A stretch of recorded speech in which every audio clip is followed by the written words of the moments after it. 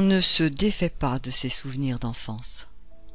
Les miens jouent sur la plage du Petit Fort-Philippe, devant la grève qui court là-bas, on ne sait où, entre ciel et vagues. Pour mieux sentir l'immensité, il fallait juste grimper sur la dune et tourner le dos au soleil. Le regard se perdait alors au loin, sans entrave. Pour retrouver taille humaine, il suffisait de rentrer dans le taillis. L'infiniment grand et l'infiniment petit en un même lieu, l'espace et l'homme rassemblés à jamais. À jamais? Aujourd'hui, le second grignote le premier à coups de dents répétés et sans relâche. D'un côté, la centrale nucléaire borne le regard, de l'autre, au-delà du chenal vers Grand Fort-Philippe, la plage est morte.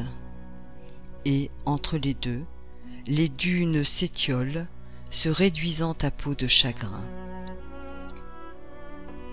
Il n'est pas question de supprimer la centrale, ni de détruire les maisons qui ont poussé là, mais il est temps de s'inquiéter.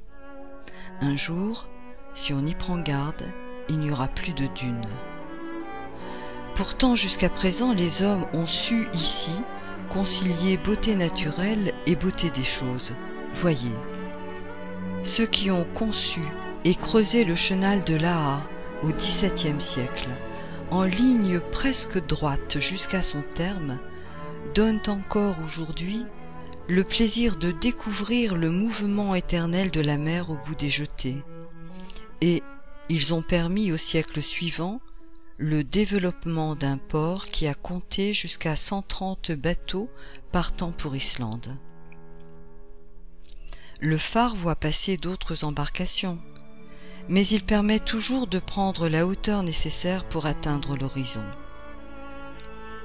En améliorant l'ouvrage de Charles Quint, Vauban a fait de Gravelines un bastion efficace et beau, alliant l'eau et la pierre.